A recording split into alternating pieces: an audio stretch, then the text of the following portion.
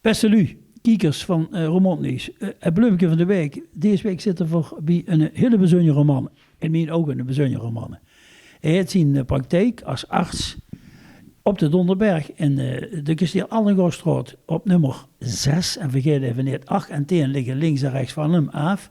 Dat is heel bijzonder, niemand snapt dat. Maar ik denk dat hij zijn eerste woning hier geboet heeft in de tijd op de Donderberg. Want hij was natuurlijk al arts bij Dr. Mol. En hij was natuurlijk de arts al op de Donderberg in een tijdelijke praktijk. Maar de man is niet zomaar een arts. Dit is een arts met een bijzondere gave. Op de eerste plaats is hij 88 jaar. En is er al lang gepensioneerd, maar hield nog 2 dagen in de week praktijk voorzien patiënten. En die patiënten komen voor van alles en nog uit. Maar ook voor bijvoorbeeld de gouden spuit. En toen denk ik, ja, de gouden spuit, is dat het bijzonders? En toen vroeg ik aan Harry, wat komen die mensen hier halen, de gouden spuit? Ik heb het gelezen en ik ben die boek aan het lezen. Ik kom aan nu ongeveer geloof ik op bijna 24. En toen ben ik al zo onder de indruk van wat ik allemaal lees. Dat ze diezelfde diagnose geeft. Maar nu hoor ik vandaag op straat de gouden spuit. Ja. Nu helpt mij eens even en de kiekers toes. En wat is nu de gouden spuit? En waar hulp ze de mensen dan met? Dat wil ik zeker. Dus ik ben verrast dat je erin zit. Laat ik dat het eerste zeggen. En ook wat Annie Broens nu betreft en wat die verhalen die zijn ook dat ik mezelf iedere keer weer verwonder. Dat anderen nog over vreugde van mij vertellen wie ik het gedaan heb. Maar waar ik ook van zeg, van wat is het mogelijk? Ik heb een gouden spuit en die gouden spuit is een procaïnespuit. En procaïne is een natuurproduct, wat ook gebruikt wordt, dus door plaatselijk eventueel, als er pijn zit, verdoving aan te brengen. En ook verlichting dan? En daarbij verlichting, ja. En nu mogen we natuurlijk niet open doen. Maar dat de deur Belgeet. Beste kijkers, de deur Belgeet. Heel belangrijk is dus dat ik zeg, een gouden spuit is voor mij een spuit met procaïne. En de procaïne is het middel, wat ik hier ook op staan. Dit is procaïne, dat is zussen. Hier zussen het ook. Ja, ik zie dat niet, maar hier zit. Ja, maar goed, ik ken ze het op zijn procaïne. En waar ik dus heb, waar ik mensen op bepaalde plaatsen individueel van behandel. Wanneer ik weet van dat ze gezag hebben, dat ze krank zijn, dat ze altijd moeten kotsen, dat ze moeten schieten. Neem maar het op. Hè? En of dat ze zeggen, ik heb het en dan kan ik niet meer tegen. Of ik heb een begravingsgraad, zoals ze in Romein zeggen. Dat is een woord wat ik zeg. Beslag is dat gelijk. Ja, een beslagen. En dat gaat niet weg, ik loop de hond. Dan zeg ik ga eens proberen of ik voor dit het kan doen. Maar dan moet ik goed vragen en dan moet ik bepaalde plaatsen pakken bij die patiënten om dat te geven. Maar dan is dat, dan gaat je met diezelfde spuit op meerdere plaatsen? Dan neem ik, met diezelfde spuit, heb ik bijna altijd dat ik meerdere plaatsen nodig heb, ja. Van de zolder tot de kelder. Ja. En dat is, ja. Maar heel even, je zag net in de inleiding Annie Broens. Voor de mensen die denken, we kunnen nu Annie Broens inleiden vandaag. Nou, in het voorgesprek heb ik met dokter Lamers gesproken, met Harry, over dat er vroeger bij hem een patiënt kwam, die was toen 13 jaar. En die leed toen al eigenlijk aan een soort anorexia. En de oma had het gezien. En die oma had op een gegeven moment gezegd, ga eens naar de dokter. Nou, laat toevallig de dokter en deed die het Harry Lamers zijn. Dus het vrouwtje, dat zei nu pak een beetje bijna 50 jaar daarna, zei het Harry Lamers, heeft toen mijn leven gered. Want hij zocht een ene opslag, zocht hij dat. Ja, en dit soort geluiden, Harry, die gaan dus 20 jaar nadat ze eigenlijk met pensioen had moeten gaan, en dus als je in de praktijk bent, gaan die nog steeds, komen die nog steeds op zich af. En ook op andere mensen af. Ze zegt dat Annie Broen zei tegen mij, Harry Lamers zei het, heeft hij nog steeds praktijk? Leeft hij nog? Ik zeg, joh, het is 88 jaar. Ik zeg, en hij heeft nog praktijk. Maar voor de lui thuis, je kunt het niet zien, maar we hebben het in beelden opgenomen. Harry, die heeft de ene oerkunde naar de andere oerkunde. Die is dokter, die is professor, die is dokter. Maar meestal in de Duitse medische wereld veel bekender. Ja, dus, daar heb je gelijk. Ik ben een Romun geweest. Ik ben begonnen in Neel. Ja. Ik ben begonnen in Neel. En toen ik nog geen arts was en dokter Mol had zijn dochters bij mijn vader op school zitten, had mijn vader gevraagd, mocht mijn zoon bij u soms ook wel eens gaat helpen, dat er al wat gaat leerd in de praktijk. Want dus toen kind veel in de beuk leren, maar dan kind het beste vanuit de praktijk als de u stuurt. En toen had hij tegen zag, hij mocht zeker bij me komen. Dus toen liep ze al stage. Toen bleef ik niet stage, toen had dokter Mol wist dat ik dus vrede daar. En dus dat Sietske Sierksma zal ik maar zeggen. Ja. Dus dat was vriendin van de dochter van Mol. En toen zag Mol van, laat die maar komen. En toen gingen die samen britsen met Wiggelendam en de Jong en dergelijke. En die leerden steeds meer aan mij over.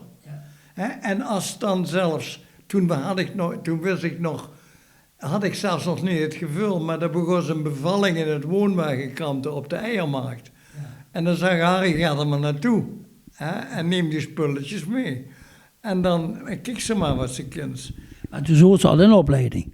Ik was in de opleiding, maar ik was al overal in de praktijken geweest van dokter De Jong en de Mol. En ik had die al bevallingen zien doen. En ik deed ze gewoon nog.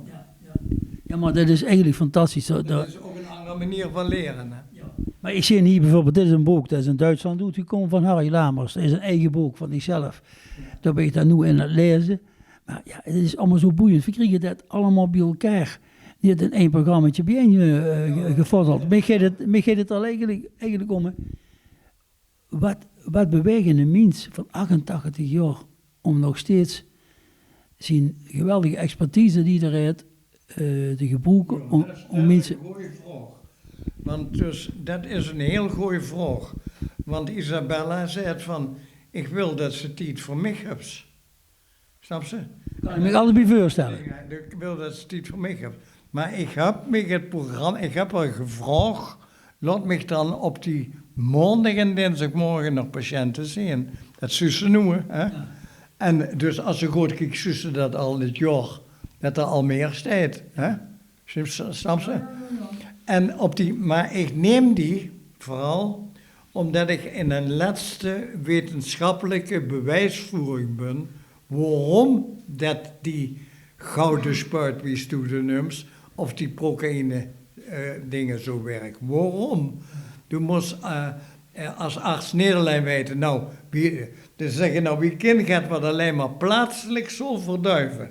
Wie kind dicht het gans beter maken. Maar dat had hij dokter Hoenik ontdekt, moest u dat bord van Zeus, waar er langs zit. Ja, ja. En dat was weer een dokter uit de woonplaats van mijn moeder. Snap ze? Ja. En zodoende is dat bijeen gekomen. En die moeder van u, die kwam uit Düsseldorf? Ja, dat was Elisabeth uit Düsseldorf. En ik heb gelezen dat die twee ooms had, ene was arts en de andere was tandarts. Ja.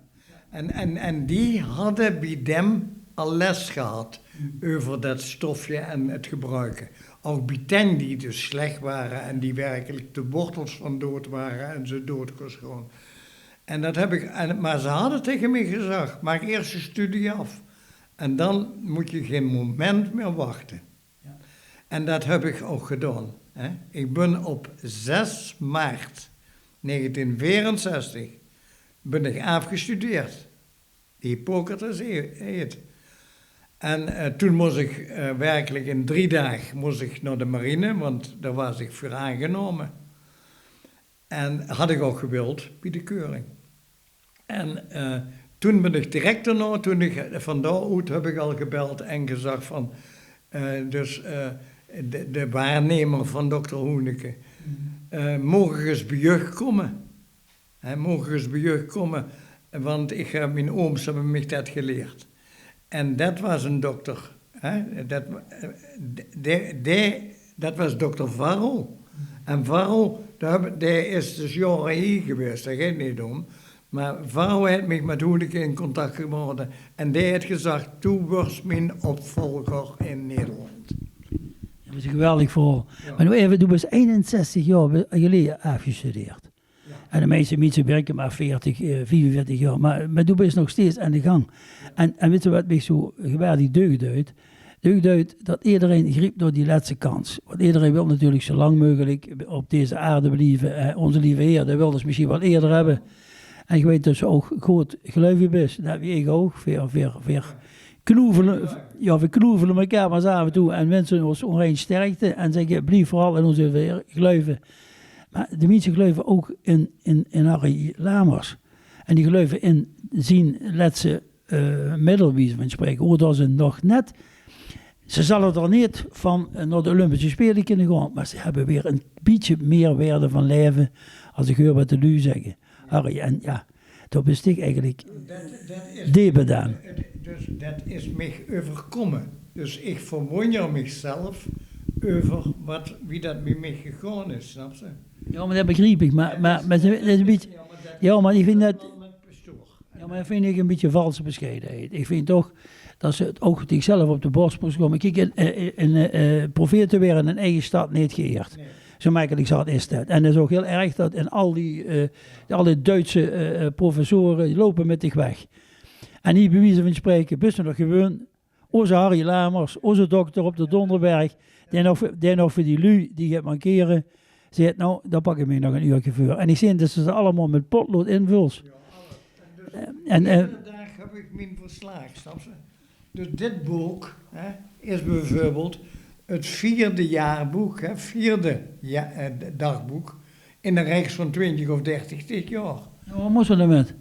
Daar schreef ik op wat ik voel en ervaar en wat ik denk dat ik belangrijk is. Ja, geweldig, dus maar straks gewoon hier nog eens mensen in pluizen en kijken. Ja, nee, hier heb ik die patiënten allemaal die komen. Ja. En die weet ik van, die heeft een darmkanker, die heeft, dus mijn broer heeft dus een kanker in het beenmerg en dergelijke. Ja. En die zeggen van, het is slecht met mij.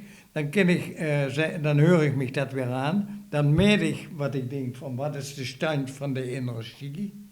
Ja. Wie is zijn energie, op welke plaatsen, wie werkt dat?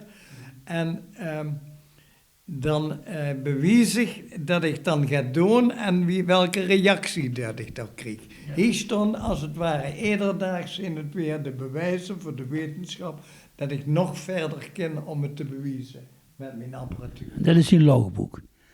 Maar weet je, ik kreeg energie als je naar die luister. En du krijgt normaal niet energie van een mens van die leeftijd als ze er naar luistert. En ik kreeg die energie wel. Ik heb zoveel respect voor je, maar dat wist je al.